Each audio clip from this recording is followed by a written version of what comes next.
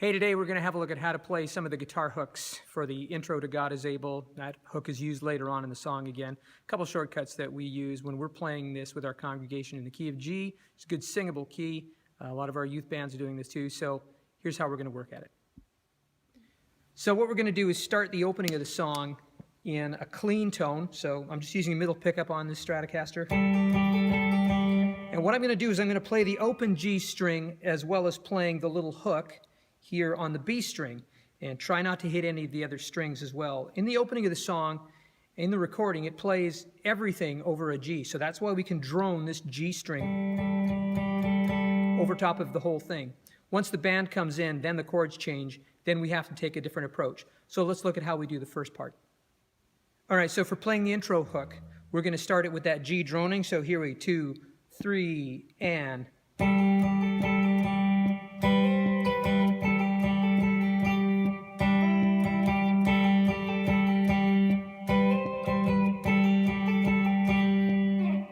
Okay, a little bit of reverb, a little bit of some standard delay in behind it. Not too much, it just wettens the sound up a little bit.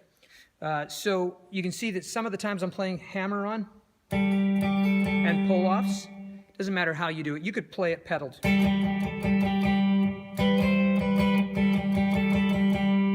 But it's a little bit aggressive that way, so find a way to express it a little bit better. Once the band kicks in, then we want to kick in our overdrive and grunge up the sound a little bit, so it'll be more like...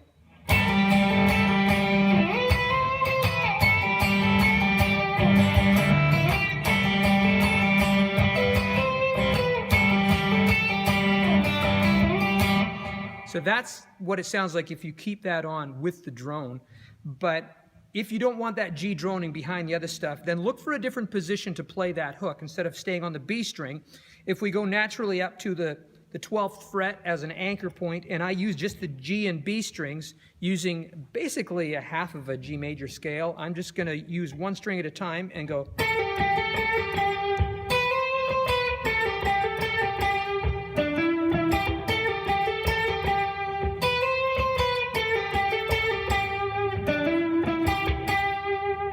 something like that. So the advantage of that one is you can play that without looking because your hand never moves.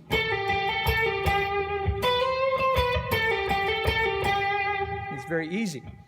Another way, if you want to try a more advanced approach to make it sound like you've got a bigger sound, is you can actually play what we call octaves. And the octaves are played 2 strings apart, and it's like playing a power fifth, like that.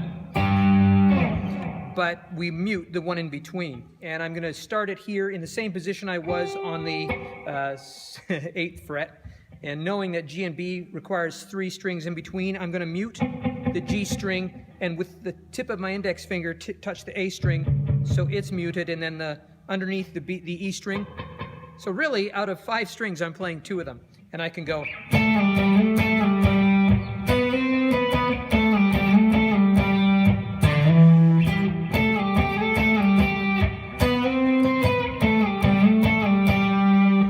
harder, and you have to compensate when you move up one position from 3 frets to 2 frets. So on 5th fret there's D.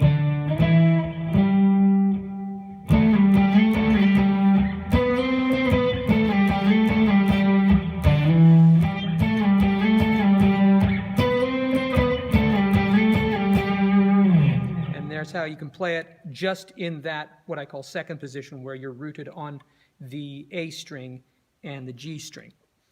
Anyway, you've got a third option for trying this hook later on in the song, where you can actually play it with open chords, and you can hit it going...